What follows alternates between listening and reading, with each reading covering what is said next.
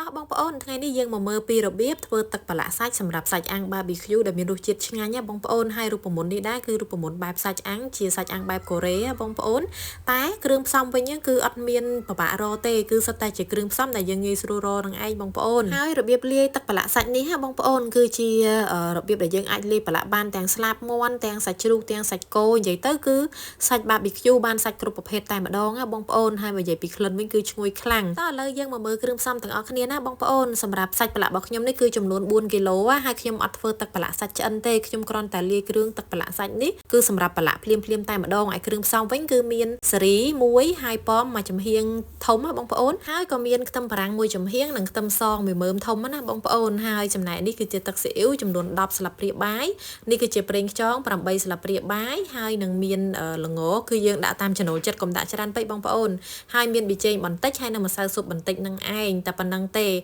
ហើយសម្រាប់ប៉មនិងសេរីគឺយើងយកទៅកិនឲ្យម៉ត់ណាបងប្អូនគឺកិនយកម៉ត់មែនតែនតែម្ដងទៅណាហើយចំណែកឯពេលដែលយើងកិនប៉មនិងសេរីរួចហើយយើងក៏ត្រូវកិនខ្ទឹមបារាំងជាមួយខ្ទឹមសដែរអញ្ចឹងគឺខ្ញុំកិនទាំងអស់តែម្ដងគ្រឿងមួយកញ្ច្រៃមិញដែលមានប៉មសេរីខ្ទឹមបារាំងហើយនិងខ្ទឹមសហើយនេះគឺជាប្រេងល្ងមិញភ្លេចរៀបរាប់បងប្អូនអញ្ចឹងសម្រាប់ប្រេងល្ងដែរគឺយើងដាក់តាមចំណង់ចំណូលចិត្តទេអញ្ចឹងគ្រឿងផ្សំដែលខ្ញុំបានរៀបរាប់មិញហ្នឹងគឺខ្ញុំ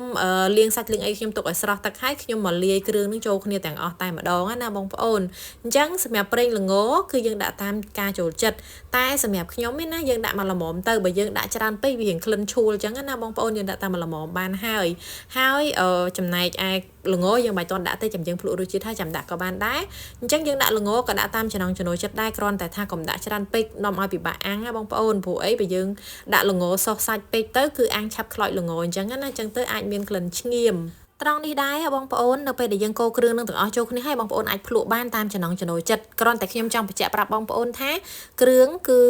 គឺយើងអត់ដាក់ឲ្យដិតទេគឺយើងគ្រាន់តែប្រឡាក់ឲ្យឈ្ងុយហើយនឹងមានរសជាតិឡមតែប៉ុណ្្នឹងទេយើងកុំដាក់ដិតពេកដោយសារតែយើងត្រូវញ៉ាំជាមួយនឹងគីមឈីឬក៏យើងញ៉ាំជាមួយទឹកជ្រលក់អីចឹងណាបងប្អូនហើយមិញបងប្អូនឃើញខ្ញុំបន្ថែមអំបិលតែបន្តិចទេមកចិបព្រោះអីពេលដែលយើងលាយគ្រឿងអីក៏ដោយយើងអត់លាយជាមួយអំបិលបន្តិចទេដូចថាគ្រឿងទាំងអស់ហ្នឹងអត់ចាប់រសជាតិគ្នាបងប្អូនតើយើងដាក់អំបិលបន្តិចចឹងទៅគ្រឿងដែលយើងដាក់ទាំងអស់ហ្នឹងគឺចាប់រសជាតិគ្នាតែម្ដងអញ្ចឹងយើងនៅពេលដែលភ្លក់ហើយត្រូវចិត្តហើយយើងដាក់ល្ងទៅតែកុំដាក់ច្រើនពេកដាក់មកល្មមបានហើយបងប្អូនតែប៉ុណ្ណឹងគឺរៀបរាល់ហើយណាហើយសម្រាប់ខ្ញុំគឺខ្ញុំមានកូនវែកខ្ញុំសម្រាប់វល់សាច់ខ្ញុំ4គីឡូហ្នឹងគឺខ្ញុំយកកូនវែកមកវល់ហើយរំលែកទឹកជ្រលក់ហ្នឹងទឹកប្រឡាក់សាច់ហ្នឹងទៅប្រឡាក់ជាមួយនឹងសាច់តែម្ដងនេះគឺជាសាច់គោ1គីឡូកន្លះហ่าបងប្អូនអញ្ចឹងគឺខ្ញុំយកកូនវែករបស់ខ្ញុំនេះមកវល់ណ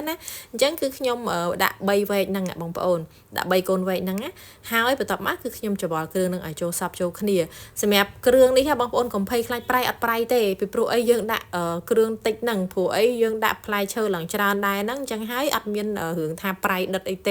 េគឺតែមកល្មមប្រឡាក់ឲ្យតែឈ្ងុយហើយឡំប្រៃផ្អែមតិចមែនតើណាបងប្អូនតែសំខាន់គឺរឿងក្លិនឈ្ងុយហើយនឹងជាតិហ្នឹងតែម្ដងអញ្ចឹងគឺយើងច្របល់ឲ្យតែសព្វហើយយើងយកសាច់យើងហ្នឹងទៅផ្អាប់ទុកសិនទៅបន្ទាប់មកខ្ញុំក៏មានប្រឡាក់សាច់ជ្រូកនេះ1គីឡូកន្លះដែរគឺខ្ញុំដាក់ចំនួន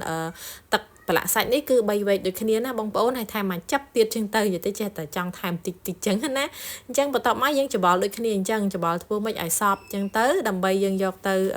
ៅផ្អាប់ទុកឲ្យចូលជាតិសិនទៅហើយចាំយើងយកទៅអាំងញ៉ាំបងប្អូនសម្រាប់សាច់ដែរគឺខ្ញុំប្រឡាក់ទុកមួយយប់ហើយយកដាក់ទូទឹកកកស្អែកបានខ្ញុំញ៉ាំអញ្ចឹងណាបងប្អូនអញ្ចឹង